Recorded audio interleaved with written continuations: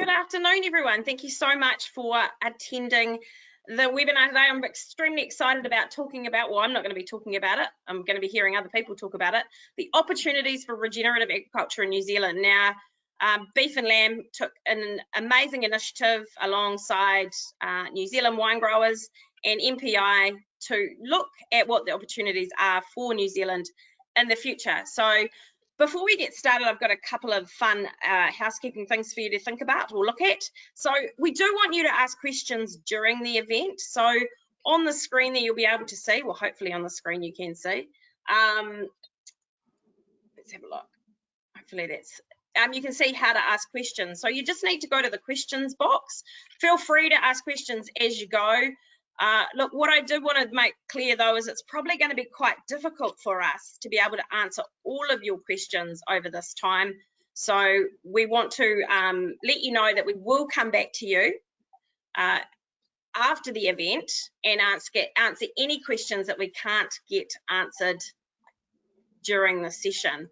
Now, I want to introduce our incredible speakers. So we've got Mike Lee from Alpha Food Labs, we've got Steve Smith, New Zealand wine growers, and he's also the MD for Aotearoa New Zealand Fine Wine Estates, and I can assure you it is delicious and amazing, so I highly recommend it. And Nick Beeby, the legend from Beef and Lamb New Zealand, GM of Market Development, and I guess the reason behind this report being put out there. So Nick, do you want to talk us through why you actually did this research, what you were thinking, what was going on in your head there? Yeah, cool. And look, it's really exciting to be here today talking about this research and actually getting a chance to release it and being on the stage with yourself, Julia, and Mike and Steve. I suppose one of the roles that Beef and Lamb has is to really look out into the future and to see what new opportunities are out there, and to seek ways that we can create and capture more value from our natural and sustainable farming systems. In 2019, we released a report which was called Reshaping Our Future. And this was really to look at some of those big mega trends that were out there and look at the opportunities for the New Zealand red meat sector in particular. One of those opportunities that they identified was called reframing our sustainability story. And around the same time, we do a whole lot of social listening in many of our key export markets, and we could start to see that consumers were starting to talk about regenerative agriculture more and more and more. And it was getting past that point of a fad into what we thought was a bit of a mainstream trend. So we talked to our partners in the meat processing and marketing sector, and talked to our friends in New Zealand wine growers and also in MPI, and there was really a lot of support to take a deeper look at this opportunity. And I suppose that's what led us to undertaking this work. And one of the really cool bits about it was we really wanted to take a market lens from the customer and the consumer. So to do that, we identified Mike, being based in New York, and as really someone and his team that could actually really lead this work for us and open doors that we couldn't do as an organisation.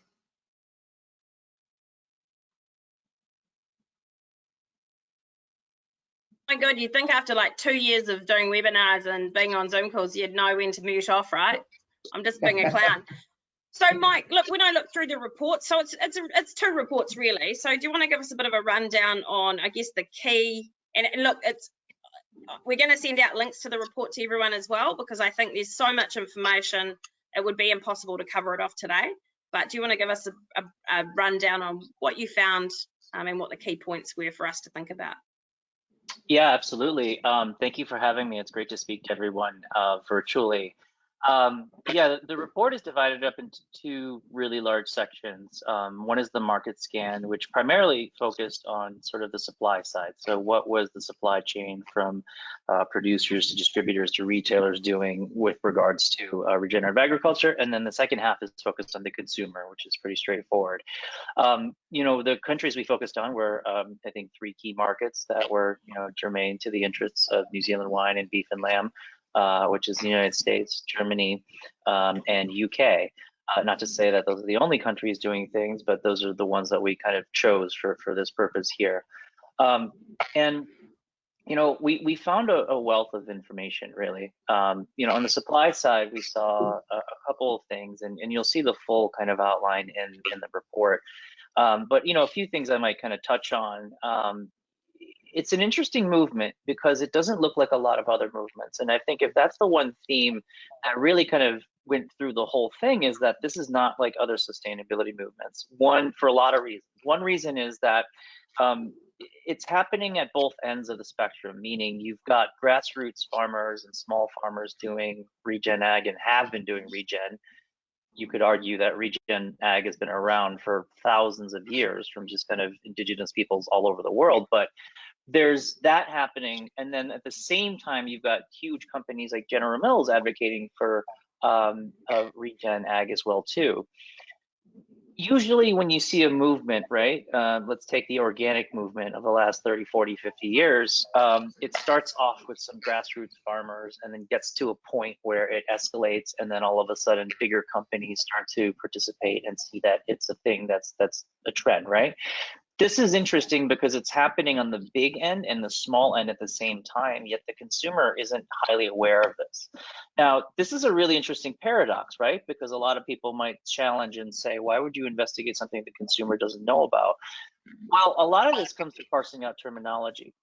If you remove the term regenerative agriculture for a moment and just talk about the spirit of what Regen Ag was designed to do, which is to produce a healthier planetary ecosystem, healthier food, more justice and equity for the people who work and produce in the food system, I think you'll find that consumers have been asking for those things, right? On top of delicious, accessible food. They just don't know that the term regenerative agriculture, but it doesn't mean that they don't want the things that Regen Ag can potentially provide, right? And I think that maybe kind of helps frame the conversation in a little bit different way, because then people might not get so hung up on the term or the fad or the trend.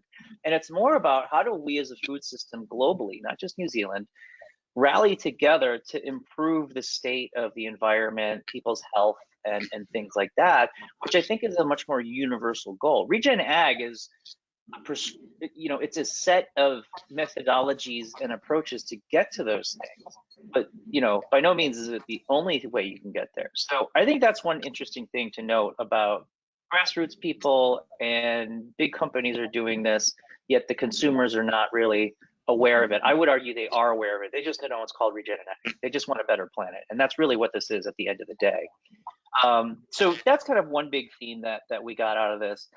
You know, related to that is this idea of certifications, and a lot. You know, we have a chapter in there called Certification Catch-22.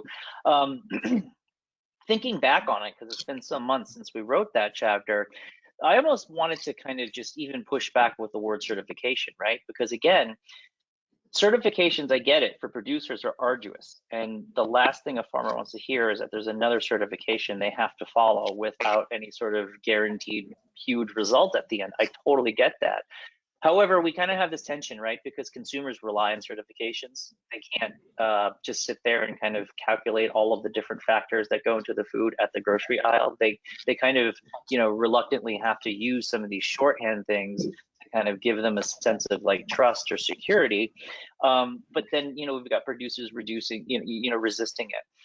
I would also look at this differently, because again, I think coming back to the organic example, the organic certification is saying if you kind of follow this list of things and you do or don't do things on the farm, we can certify you as organic and we'll do regular audits, et cetera, et cetera. But Regen is a little bit different, because I think Regen focuses more on the outcomes. Are you capturing carbon? Are you relative to where you were before? You know, are you just improving the status of your operation generally speaking, from last year and the year before that. That, I think, is more the metric or the thing you would want to certify. And then I think, you know, within reason and in good faith, it leaves a ton of room for the farmers and the growers to decide themselves how they achieve that. And I think that is actually a very empowering thing for farmers, because it takes the power and the agency and the choice of how to farm out of some governing body that sits in an office building somewhere else, and it puts it back in the hands of the person who's actually on the land every day, which in my opinion is how it should be. And we all just kind of let them kind of find their approaches, but we all kind of agree to try to pursue the same goals with regards to mitigating climate change and environment and producing high quality, delicious food that's healthful and accessible to everybody. So, you know, in that kind of idea of certification is you kind of have to rethink what you think a certification is. You know, it's in this context, it's not necessarily do this, do this, do that. It's get to a goal, and you have a lot more freedom to get there in the way that you see fit. So I think that's another kind of big thing. A third huge insight that I think is a missing area, but I think is absolutely necessary for this to proliferate, is a stronger conversation, both logically and emotionally, in connecting the health of the soil, the planet, animals, to the quality of your food. Meaning, how do you show people what regenerative agriculture tastes like? And does it taste markedly different than the other stuff that wasn't regenerative? You know, if we keep just kind of doing the regen ag thing without any demonstrable increase in quality or accessibility of the food that's coming out of the regen system, I personally think we're only going to get to the front 10% of the bell curve, the people that attend these kinds of webinars and are just kind of sustainability nerds, right? And seek this stuff out. I think to make a dent and to achieve these goals to mitigate climate change, we have to go after the mainstream, the person that you don't typically consider your consumer, because they don't talk about sustainability ever. And I think this is, you know, a storyline I've talked about a lot in every chance I get is that we have to connect the hedonistic to the altruistic. Taking care of the planet is altruistic. Putting out delicious food that people love to enjoy and makes their bodies feel good is hedonistic. We have to make a stronger connection between the two. We have to show that it's just not correlated, it's causal. That if you take care of the soil and you have richer, more fertile soil that's healthier for the ecosystem, that actually creates a better grass, that creates a better cow, a better grape, a better carrot, whatever.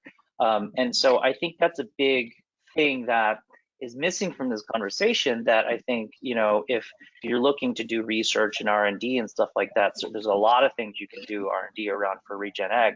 That I think is one of them, is can you show the correlation and the cause that taking care of the planet actually results in more delicious food?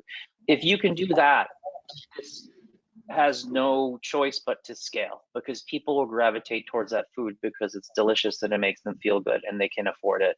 And a lot of those people might not care or know about the environmental impact, but that's okay, because you'll still kind of change the system towards that system. So I think this idea of connecting soil to food is absolutely important to this, and we bring up a bunch of little case studies and examples of people in and outside of the regenerative movement that have kind of made that happen.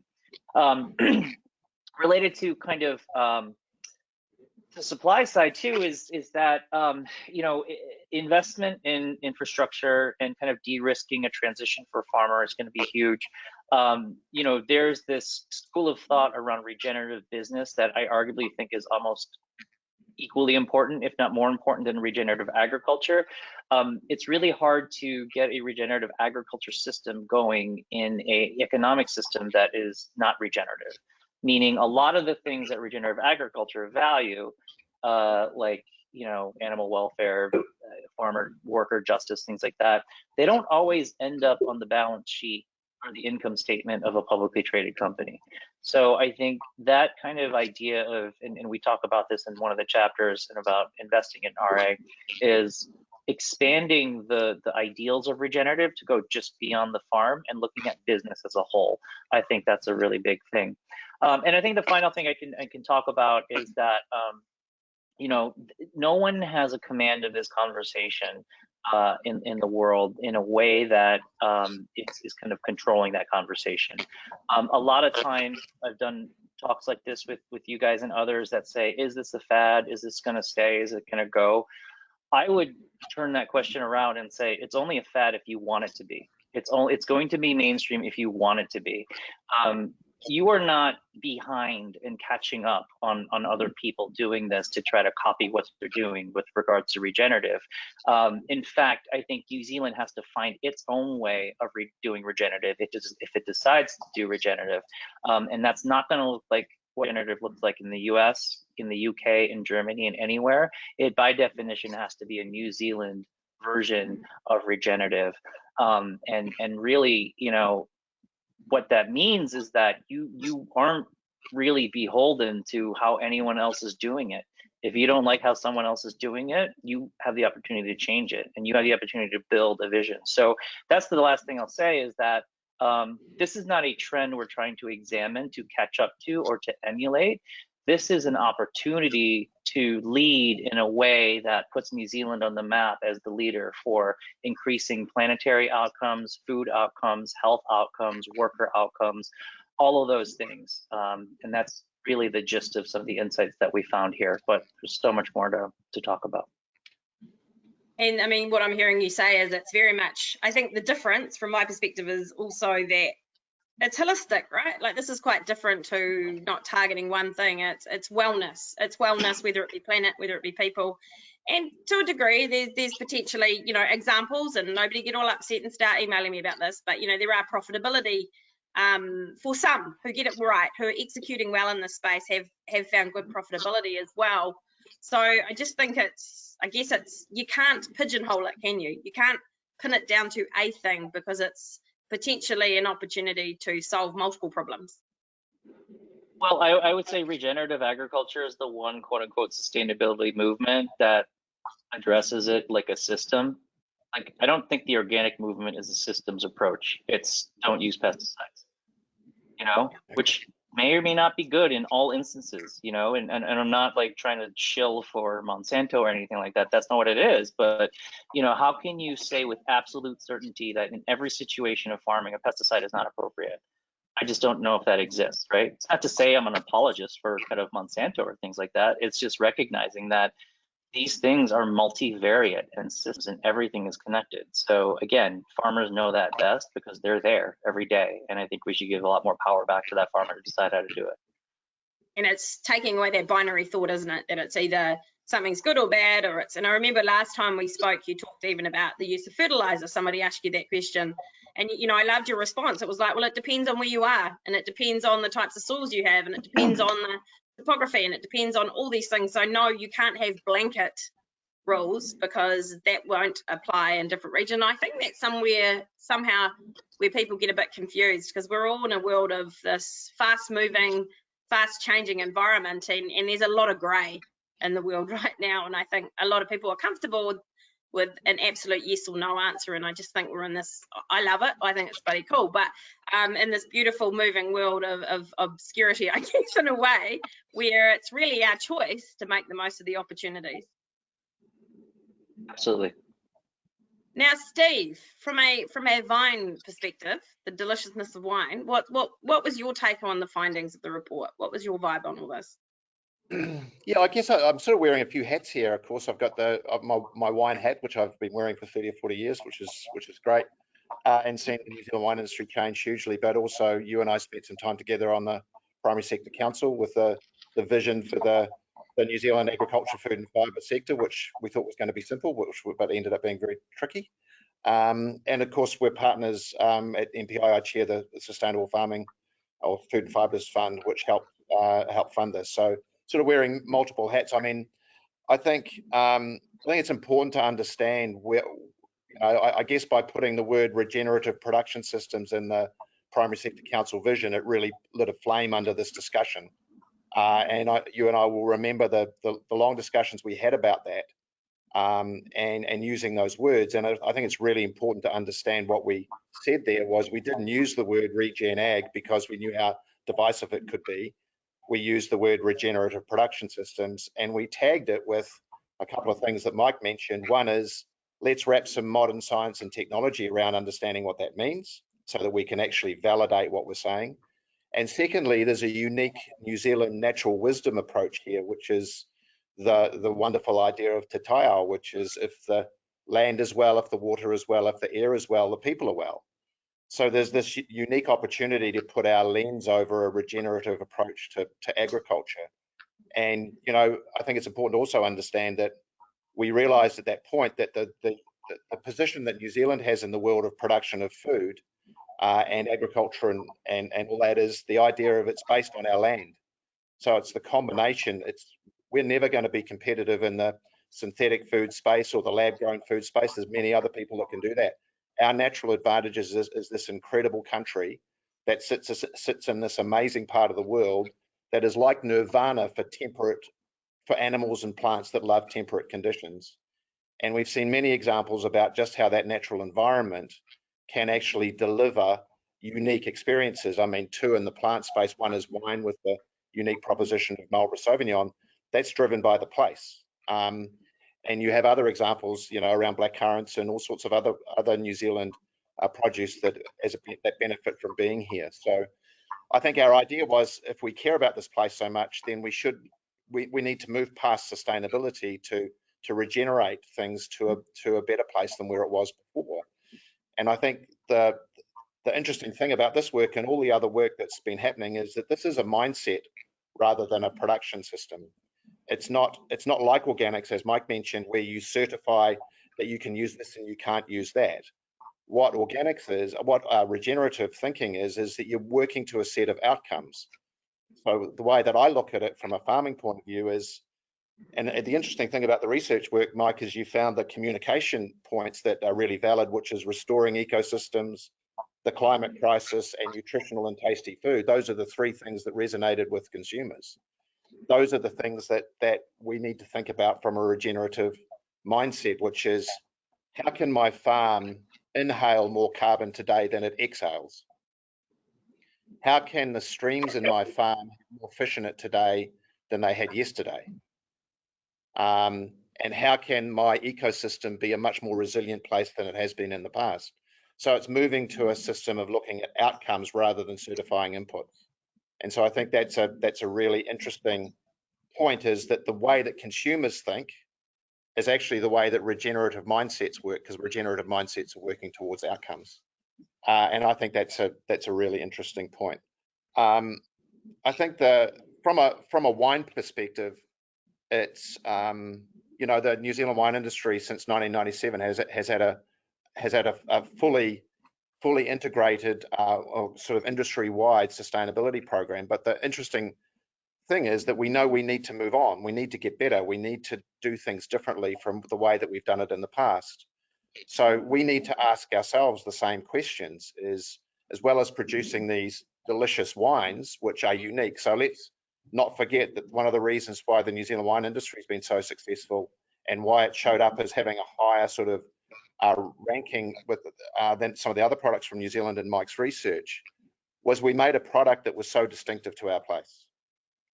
And no one else can repeat that anywhere else. And then what we've wrapped around it is a sustainability system that supports the proposition of coming from this special place. And now the interest is how can we make that sustainability system more powerful by thinking about things through a regenerative lens, so that every day we wake up in the morning it's a mindset of saying, how can we give back more than we take? And it's not just giving back on my farm, because if you look at carbon is not a local problem. Carbon is a global problem.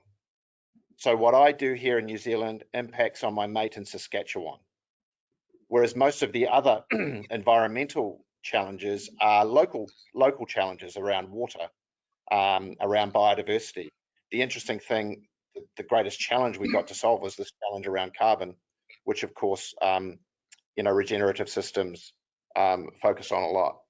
So I think for us, the research work has confirmed things like, you know, discerning consumers are selfish. You have to, they want stuff that tastes good, makes them look good, makes them feel good, isn't nutritional.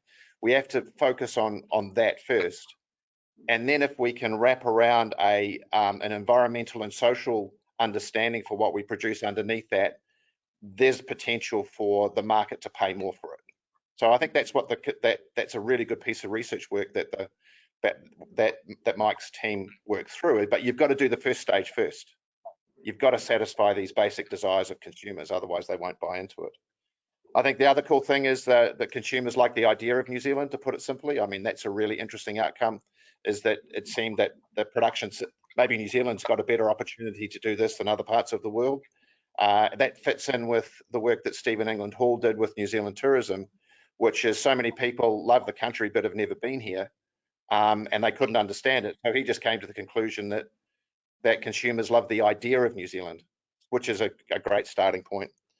I think the other cool thing is that consumers like the idea of regenerative agriculture, but they've got no idea what it means. So that is, to me, a great opportunity, as Mike said, for us to wrap our own lens around this. So what does regenerative look like through a unique New Zealand lens? And it's also a great challenge. So it becomes a communication challenge. So I like to think of this, the certification question that Mike was talking about, and I almost like to think of it as a validation and a transparency issue. Is how do we validate what we do?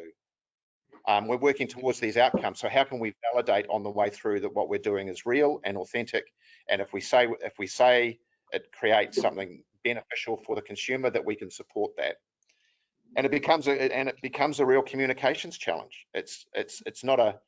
The reason the consumer loves the idea of certification is they're seeing something that says something to them. So it's communicating something to them.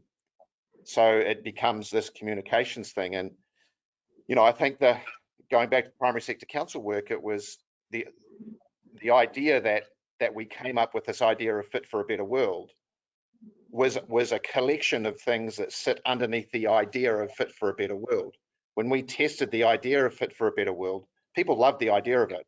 And then if we can somehow take that idea from a communications point of view, or any other idea that we think is valid, that supports this idea that we're making the planet better every day rather than worse, then I think it's a powerful thing. So I think you know, from a New Zealand wine growers perspective, we grow a lot of our vineyards organically and biodynamically. To be honest, I felt that those systems weren't quite right, because all they're doing is certifying inputs.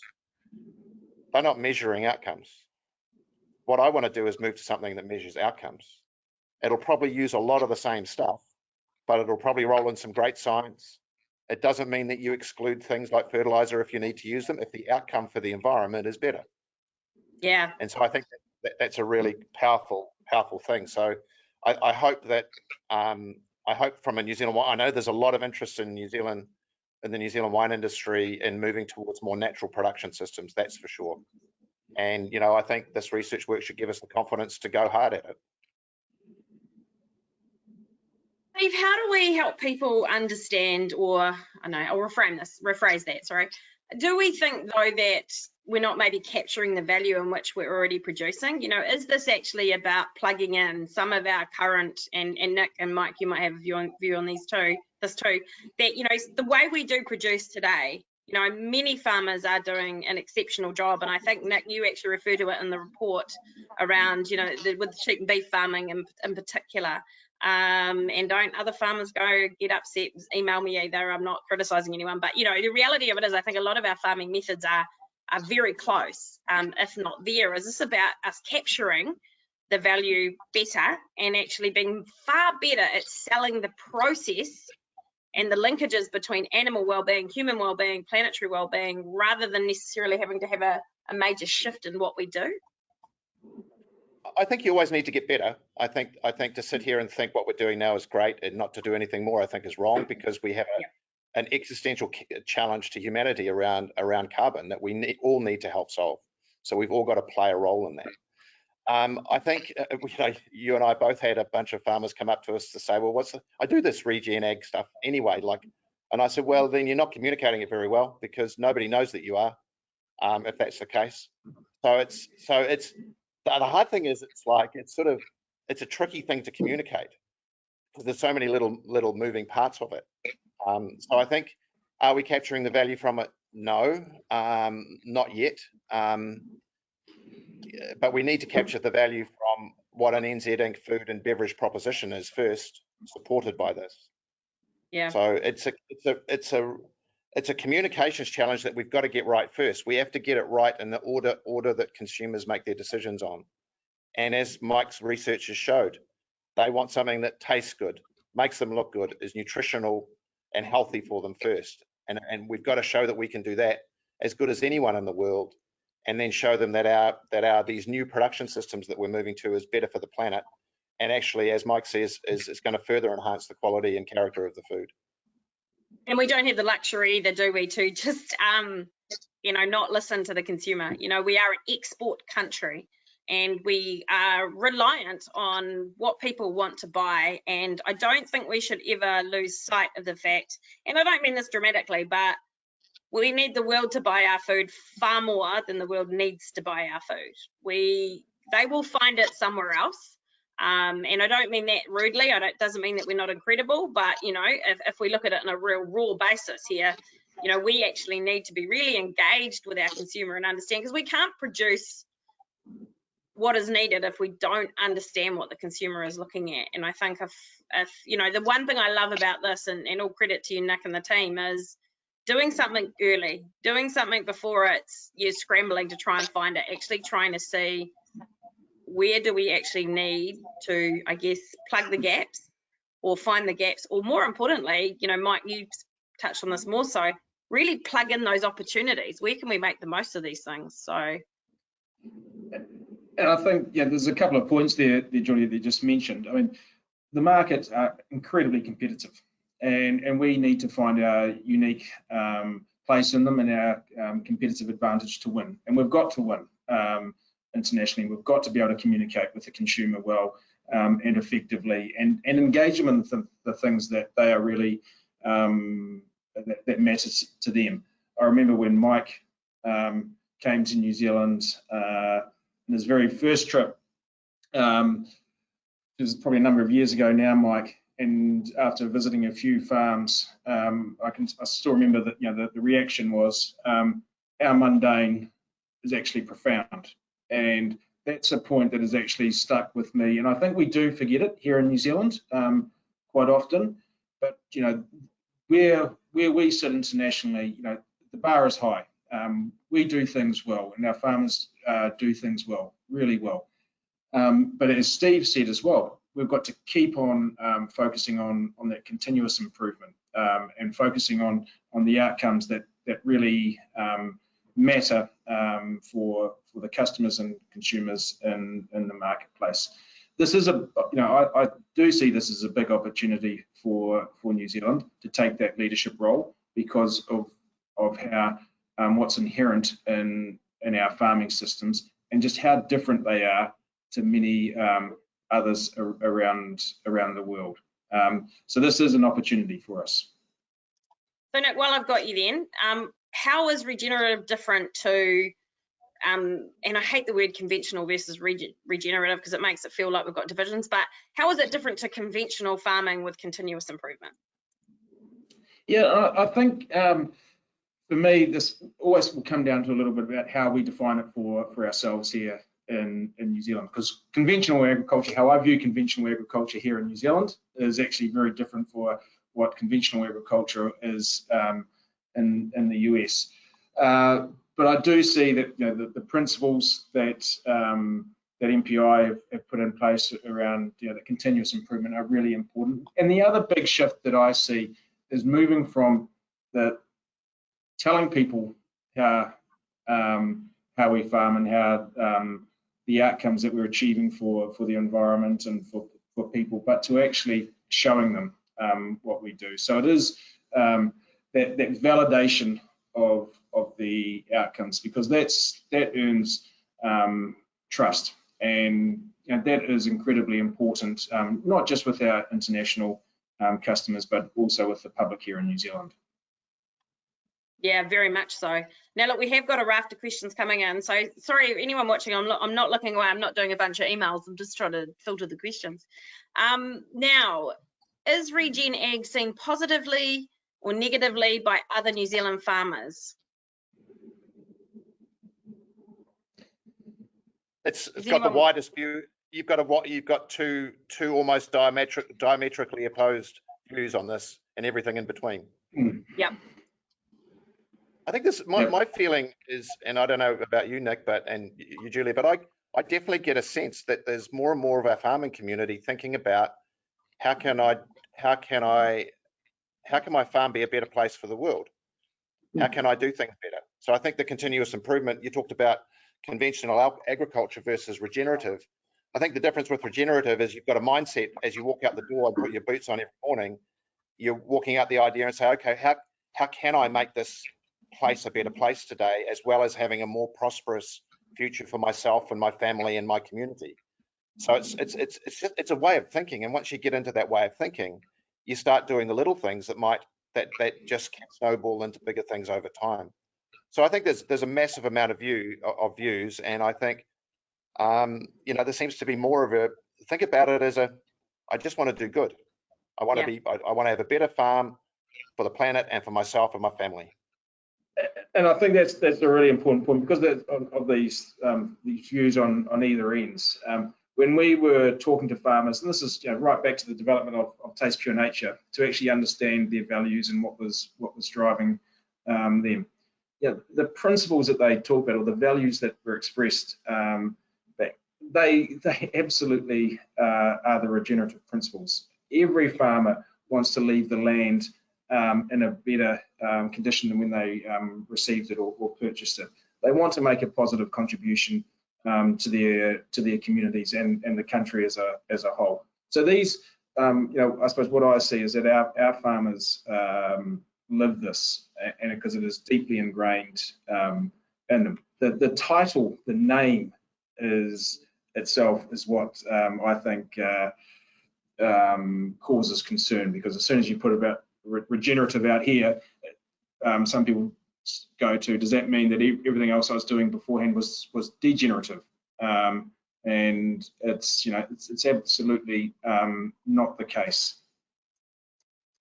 Yeah, and I think we kind of need to get through, there's almost like we need a line in the sand that says, let's look forward. Like, I don't think anyone ever got up one day and said, bugger the planet, we're here for a good time, not a long time. I think it was just a real mixed bag of things, right? So if there's lots of people to blame, well, I think someone put something up the other day on Twitter, we're all to blame and we're all not to blame. So if we just move forward and look forward, no one's getting told they're regenerative, no one's getting told that they're bad. This is actually just a way to get a lens to go forward, to make sure that we can see and pivot, right? And God, terrible word, just be relevant. Jesus, you know what? Relevance is a really important thing, because irrelevance is hideous. And in a fast changing world, irrelevance can come around and smash you in the face real fast. I think it was Churchill said, either take change by the hand or it will get you by the throat. And there's never a thing truer.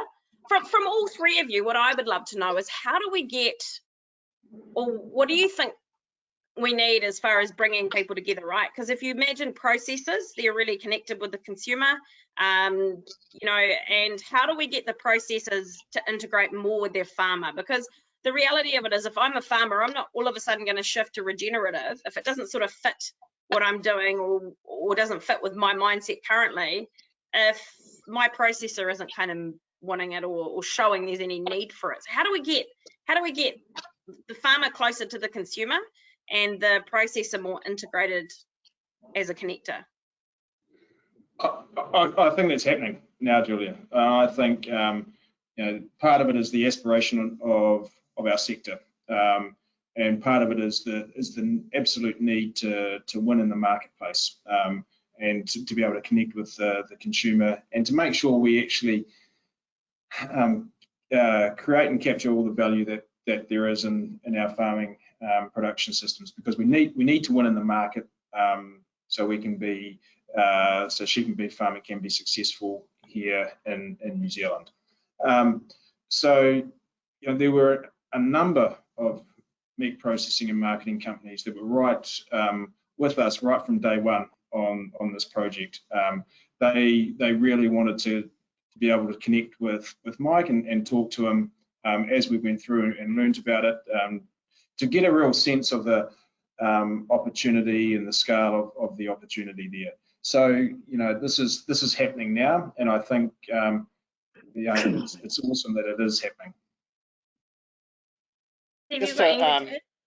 Yeah, one thing I was just going to say, I think the one thing that has changed in the last 5 years is there is a I think amongst nearly every single, not all farmers, but most now, there is a realization that climate change is real. And so the big thing that's changed from a regenerative mindset is what do we do about carbon? And so I think supporting farmers to understand what their farm looks like from a carbon point of view and how they can do things better is something, and that's a global leadership thing that if New Zealand can do. So I think that's the one thing that's changed from farmers that for 5 generations have been trying to keep their water healthy, not polluting, looking after animals and all that sort of thing. It's only very recently that the carbon thing has come on the table. And I think if we can support as much as we can, whether it be through soils or plantings or all the research work that's going on, reducing methane, used with different species of plants that the animals eat, all of this stuff is actually helping them solve it. If you want, and just going back to the how do we get everybody around the same table, it's if people can align under a purpose, whether this be a sector or whether it be any individual business or even any individual itself, if you can align under a purpose and that purpose is well led by all sorts of people in that space, then that brings people along with it. So it's about getting the sense of purpose, the leadership around it, and the investment that needs to happen and support that needs to happen from sectors, but also from government. You know, the government needs to play a significant role in this, is enabling this to happen rather than using a big stick. Yeah, which actually is quite interesting because I'll come back to this in a second. Mike, have you got anything to add into that from your research and stuff in regards to, you know, connecting everyone? Yeah, so I mean, I don't blame any farmer who's reluctant to transition into regenerative, because most of the capitalist system in the world today is not based off regenerative principles. So, you know, you might sit there and look at like, okay, I can capture all this carbon and all that stuff, but I still have to pay my rent and I have to pay my workers and I have to pay them all my stuff. How do I, that's great that I captured the carbon, but where does that show up in the bank, right? And that's a real thing. And I think that, you know, since we finished our work on the report, we had a seed of this in the report, is this idea that like, it's really, I think, the idea of like regenerating the economic system, or at least a pocket of it, is arguably more important, because if you have a regenerative kind of business, and which means there is a valuation and there's an incentive placed on these outcomes like carbon capture, animal welfare, things like that, you almost have no choice but to create an regenerative agriculture system, because even if you don't care about the planet, your financial health depends on you capturing carbon, keeping animal welfare up. So I recognize there's this mismatch in incentives right now. Especially the bigger you are, the more shareholders you have, the more accountability you have to shareholders that are like 6 steps removed from, you know, I mean, we have these big food companies here that are trying to do sustainability things. And, you know, the majority of the shareholders of those big food companies are a bunch of random people with pension funds that don't know the last thing about agriculture. And that's sort of like, you know, I don't want to get on a stump and like make a capitalist comparison, but those are misaligned incentives. You've got some old granny who all she needs is a 4% return on her 401k so she can retire. And then you've got kind of General Mills here trying to say, we're going to invest X billion dollars of money into a regenerative system. And at some point, especially when there's economic stress, rubber hits the road, the people who are holding the shares usually kind of win that and stuff gets cut. So what's the solution, right? We can't just upheave the entire capitalist system all at once and get the granny with the retirement account to care about carbon capture. What you can do in the meantime is create a microcosm. And I think whether that's at a beef and lamb or New Zealand wine level, if that's at a government level, if it's even just on a farm level, to get into outer space, you need an enormous amount of energy to break the orbital gravity, right? And this is exactly what that is. And so I think what needs to happen, maybe even before you try to mainstream regenerative, is find kind of your minimum viable supply chain of regenerative and see how you can kind of create this kind of microcosm where things like carbon capture are valued, things like animal welfare are valued on the bottom line. And there's people that are actually literally trying to value this, like, you know, Google intrinsic value exchange. This guy, and you know, that's a company, Douglas Eager is the CEO. He's literally looking at ways to set value to something like a forest. And say that, like, you can securitize that forest, and if you can securitize the natural outcomes of that forest, and people can trade on that, people will work to and be incentivized to preserve it, right? So, you know, that might seem like an out there idea, and you know, I think the original question of how do you get people together is, I don't think you can change the entire system overnight, especially with something as radical as this. This is not just another certification. So I do think there needs to be some sort of, you know, smaller kind of test case to prove this out to the end, to see the full potential of it. And then people can look at it and point at it and say, okay, let's scale that up bigger. On a global scale, and we talk about this in the report, we personally, as an outsider view, thinks that New Zealand can be that test case. You know, we talk about how relative to the United States, you guys did a really good job on COVID. And I think, how do you harness some of that energy into kind of proving, maybe not for all of New Zealand, but at least for a microcosm, how regenerative can work and what the benefits are, and then build off of that, because then you have something that gets to the end and shows a result, even though it might be small, and then you can kind of use those lessons and build on top of it. So I think that's kind of maybe a tangible kind of next step is find those kindred souls who are willing to kind of go on this journey and prove it out at a smaller level. And I think that's the first step to larger systems change. Oh, and I think that would give people some comfort to know that this isn't likely to be something that, it's not about being a blunt instrument. It's not about coming in and going, everything changes overnight. And I think it goes back to Steve's point around government. And also there was a question that came through, or more of a statement, I guess, around, the government potentially backing off. And I don't like making things political, but I think in this case, we need to not have black and white. I think the risk of regulation being very black and white in this actually starts to take away the whole concept of regenerative, which is a holistic mindset, which is about, I guess, producing and regenerating the environment, people, animals around us, and integrating that. I don't know if there's a policy, I don't think our government systems are set up for that. We could lock people into more of a status quo, and it could end up being more of a hindrance than a help. And I really don't think the carrot approach, a stick approach, is the way to go. Any thoughts on that, Steve? I could be on that half a day, but look, I think, obviously regulation is needed to try and solve some issues, but it's not going to get people, in the camp under a purpose to do things. It's like I'm having to do this because of a regulatory thing, and government has a responsibility to get the regulations right. But in this case, because agriculture and food is our right now our single biggest driver in our economy from an export point of view, is there needs to be support in leading to a future that is better than what it is now. That is not just about regulation. It's about how do you collect the story of NZ Inc. under one story so that the story globally is consistent, and businesses can then pick up all of those little components of that they want to tell and use them in their way. But we're a tiny little country at the bottom of the South Pacific. Where is the narrative that actually consistently talks about what New Zealand is, and through the lens of the consumer that might be experiencing what we have? And I think that New Zealand is sitting there ready to do that, to do what Mike said, this idea that New Zealand could be the starting place for this. Simon Anholt gave us some great feedback on the New Zealand storyboard. He talks about New Zealand being good for the world. And so where's the leadership around that, which can come from government if they're aspirational? And I think, if the more we can encourage that, the better, in my view. Yeah, and I guess what I hear out in the traps too is I'm going to word this really kind of crassly, but I don't know how else to say it, is, you know, don't shit in your own nest either.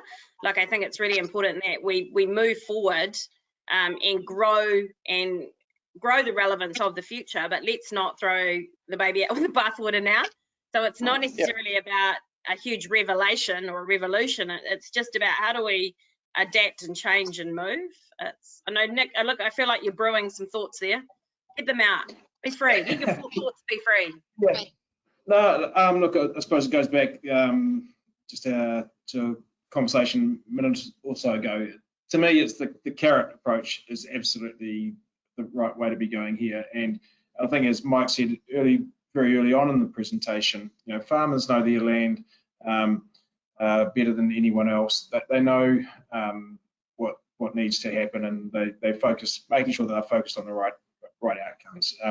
So, to me, this does come back to the market and making sure that the market is not only aware of our product, but has a real preference for the product and is completely, I suppose, educated around how we do things back here in New Zealand, because we do have to toot our horn a lot more than what we have done in the past. And it does go back to that point as well, that the global markets are incredibly competitive, and if we are going to win in there, we need to secure our place. And this is one of those opportunities, which is, you know, potentially creating a platform for New Zealand to win on. Yeah, and as you said, and as we said before, it's about testing it first, and then it's not actually about being afraid of that, you know. And I think that's where the leadership that B+LNZ have shown, and New Zealand Wine and MPI for wanting to look at this is, you know, it's not that we've just gone out and made some assumptions, right? You didn't hit Google and go, Regen, what does that look like? You know, you've actually got Mike, who's in market and allowed to travel, and who's able to go around and actually do not, you know, just the market scan, which is what's out there. I just think this is actually quite powerful, and I would say, Julia, as well, that, you know, having and I'm sure this is happening on the wine side as well, but having the meat processing and marketing companies with us as well, it allows us to ground truth things as well, to make sure that, you know, that everything that we do is going towards a bit of a common purpose, I suppose. Yeah. Now, we had a really good question here. Oh, sorry, Steve. Oh, sorry. I was just going to say, I think we also need to be honest about what our challenges are. So how can we be great in this space, and being open about that, and saying, you know, we've set ourselves a time frame to solve these challenges we have as well. So if you admit the challenges you've got, and being open about them, and putting a plan out there to how you're going to solve them, and you measure yourself in a very transparent way about them, then that makes it easy for consumers to get on board. Like, you know, Mike identified this idea of how important local is becoming. So how do we deal with the challenge of having to export things to the other side of the world? You know, how do we make sure that transport is carbon neutral at best? You know, ask those questions, and I'm sure we'll come up with some solutions. Can I build on that thing? So the local thing is huge, right? Because you're not going to be able to move your country somewhere and just float it next to the UK or something like that and start selling stuff. One anecdote that I talk about in the thing that kind of transcends this is if you go to like San Francisco, California, home of kind of the big locavore movement, and everyone is saying, I'm going to buy only stuff that's built 100 miles away from my home, et cetera, et cetera, et cetera. Yet they have a morning cup of coffee with beans from Ethiopia. Yeah. Right? Or they have, you know, like, or they have a bottle of wine that night from New Zealand or from France or from Germany.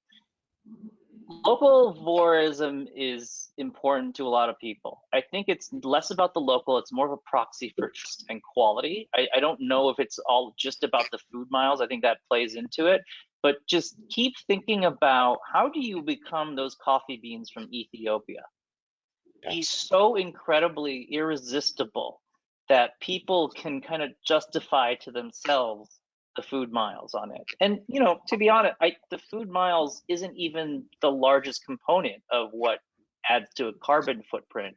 of food, right? So I think address that with people too. That's sort of an uncomfortable truth. It's like, you know, after all you did on the farm, that's most of the carbon footprint, whether you're doing it this way or that. The boat ride is not the major part of it, right? I think everyone has this image that, like, you know, New Zealand beef is flying first class on a jumbo jet from, you know, Auckland to Los Angeles, right? So yeah, that's a mindset that really I'd love people in New Zealand to think about, is like, how do you become the beans from Ethiopia and get the locavore to even drink you every single morning? You can transcend that with superior quality and a product that people can't refuse. Awesome. Now, we had a great question about outputs. So Steve, you mentioned that before in regards to, you know, look, let's measure outputs. What does that look like though? Because I think we're kind of good at the moment at, well, we've started to look at carbon. But how do we then move forward, and how do we actually measure? You know, here we are saying, oh, it's all about being holistic, and we measure one thing. So if we're going to be truly holistic, how do we measure? Like, has anyone got any thoughts on measuring the outputs and what that looks like? Or have I just asked, you know, it's not my fault, it's an audience question, but it's a good one. So I tend to think of it as outcomes rather than outputs. So it's like, what is the outcome of this? And so this is the challenge for science, right? So give science the challenge and to say, validate what we're saying here.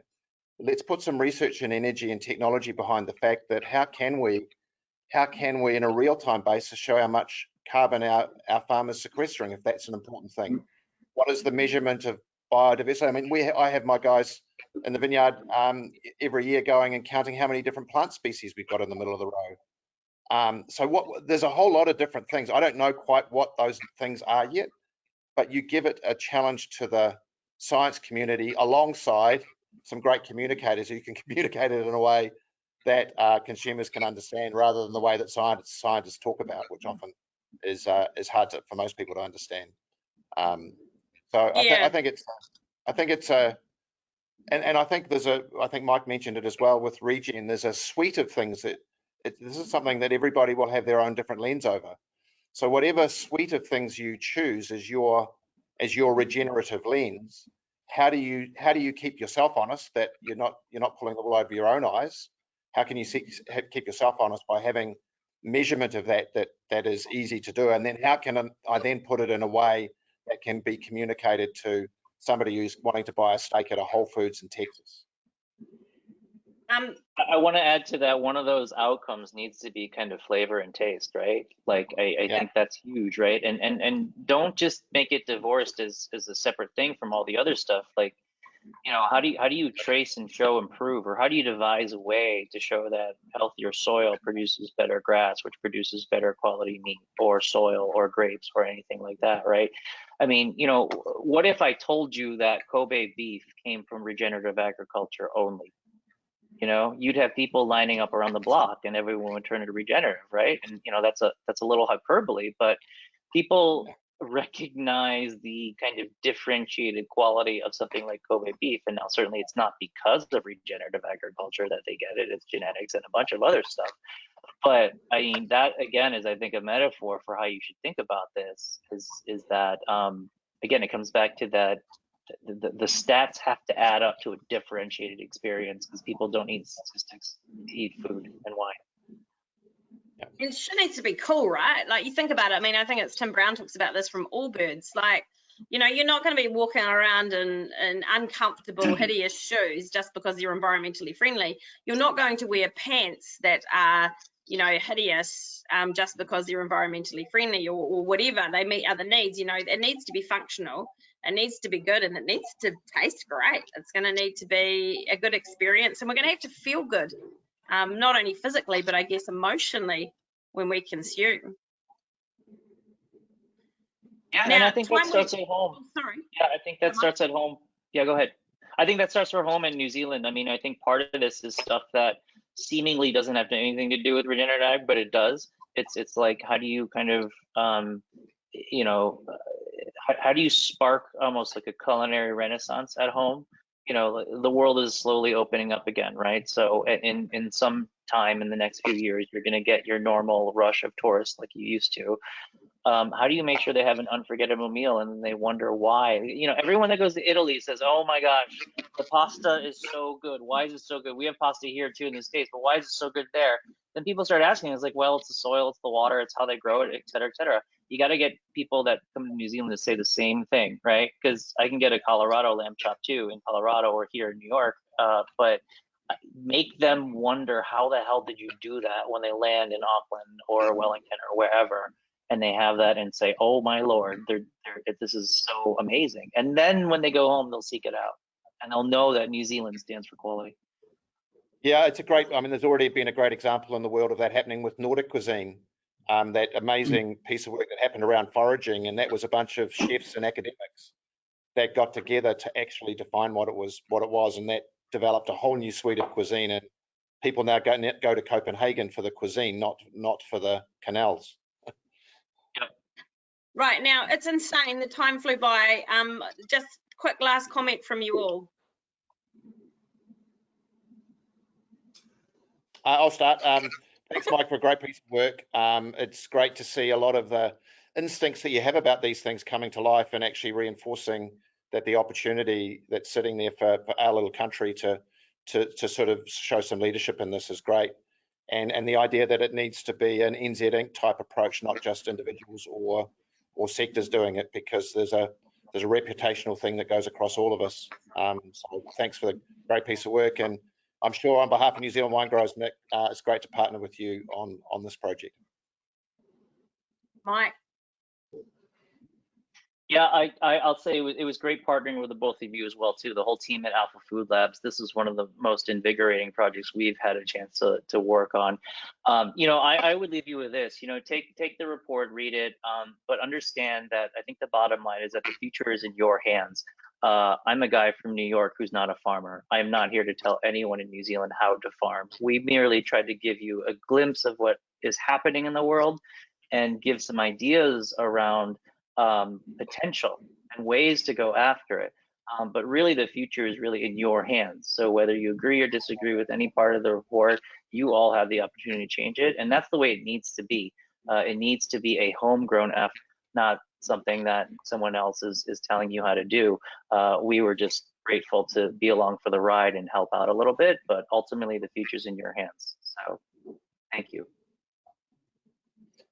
Cool, and I'll just wrap it up by saying, yeah, for us, this has been a really exciting piece of work as well. And it's great to see that there is an opportunity there for New Zealand. It's great to see that we can actually take a leadership position in here and be recognised for that. And, you know, whilst we still have to focus and continue to improve, you know, I can see a future where there is New Zealand beef and lamb being labelled as regenerative in a Californian supermarket and absolutely earning a premium for that. So for me, you know, this whole piece has actually been exciting, and you know, the fact that we can actually collaborate, you know, not just with New Zealand wine growers, but with MPI and with all the people in the back as well.